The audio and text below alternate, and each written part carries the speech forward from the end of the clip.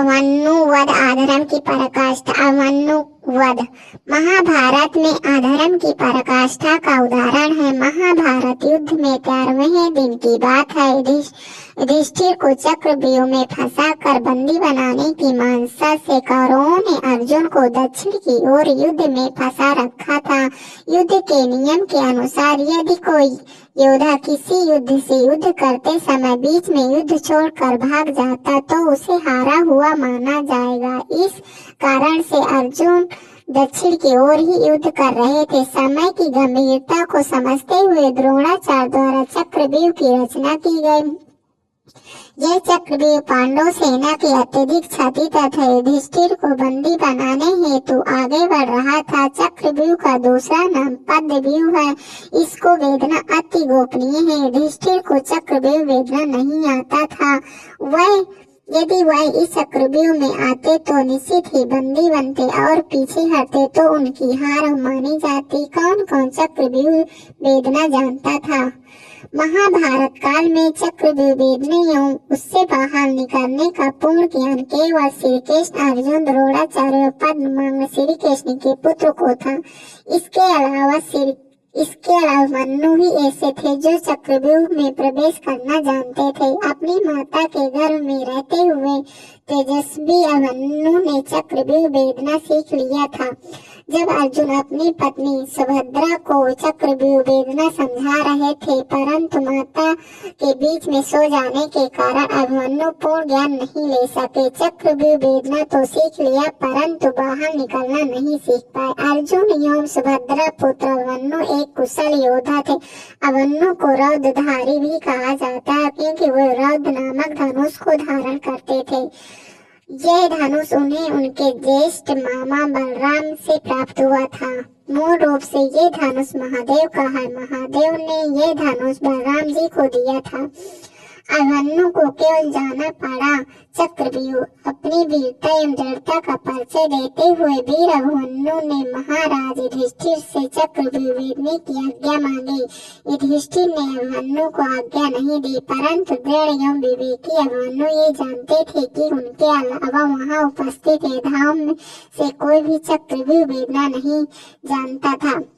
वह ये भी जानते थे कि यदि युधिष्ठिर इस चक्रव्यूह में गए तो उनका बंदी बनना तय है। साथ ही धर्म युद्ध यहीं पर समाप्त हो जाएगा। धर्म की हार होगी और अधर्म की जीत हो जाएगी। कौरवों की कुटिलता एवं समय की गंभीरता को समझते हुए अभिमन्यु ने आप ही चक्रव्यूह में जाने का निर्णय ले लिया।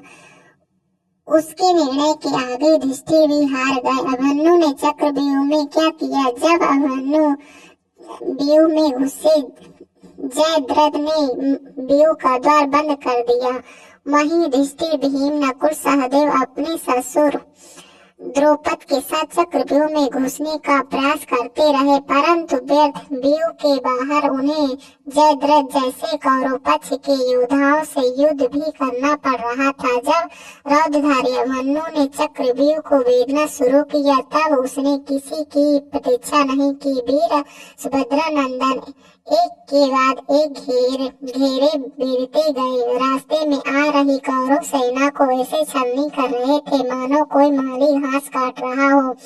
अभिमन्यु युद्ध में एक छोटे से बालक थे, परंतु अति श्रेष्ठ योद्धा। छठे घेरे को पार करते करते अभिमन्यु ने रुख मार्त बेहद वाला लक्ष्मण, दुर्योधन का पुत्र, 6 परम दर्शताओं कर्ण के 7 पालक भाइयों तथा शल्य के पुत्र सहित कई योद्धाओं को मार डाला। वीर अभिमन्यु पर किस ने हमला किया, ये सब देखकर कौरव पक्ष विचलित हो उठा। वीर अभिमन्यु से कौरव पक्ष के योद्धा एकल योद्धा करने में अक्षम प्रतीत हो रहे थे। दुर्योधन पुत्र हानि से क्रोधित किसी भी मूल्य पर अभिमन्यु की मृत्यु चाहता था। उसने द्रोणाचार्य से अभिमन्यु पर मिलकर हमला करने का आदेश दिया। महाभारत के युद्ध में जो पक्ष अधर्म का प्रतीक था उसने अपना परिचय देते हुए अधर्म की पराकाष्ठा दिखलाई। युद्ध के नियमों को तोड़ते हुए वीर योद्धा अभिमन्यु को बहुत सारे योद्धाओं ने मिलकर क्षति पहुंचाई। वीर बालक अभिमन्यु पर द्रोणाचार्य, दुशासन, अश्वत्थामा, कर्ण, शकुनि, दुर्योधन, कृपाचार्य, कृतवर्मा, वृषभसेन और ध्रुव सेना द्वारा हमला किया गया। सारे योद्धा मिलकर इतनी वेग से अभिमन्यु के रथ पर हमला कर रहे थे कि अभिमन्यु का रथ टूट गया, परंतु अभिमन्यु ने हार नहीं मानी। अधर्मियों के अधर्म की पराकाष्ठा वह धरती पर खड़े होकर भी युद्ध करते रहे। उसकी ढाल मार के गिरा दी गई। तब उन्होंने रथ का पहिया हाथ में उठाकर उसे ढाल बनाकर युद्ध किया। इसी बीच जयद्रथ ने पीछे से महान योद्धा अभिमन्यु को पीठ पर भाले से प्रहार किया। भाला वीर अभिमन्यु के शरीर को बेधता हुआ बाहर निकल गया।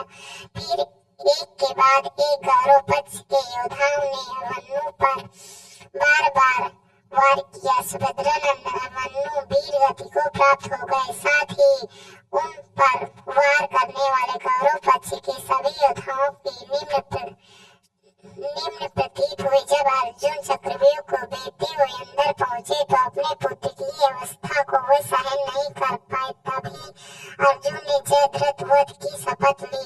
अगर ये स्टोरी पसंद आए तो वीडियो को लाइक कर दे, चैनल को सब्सक्राइब कर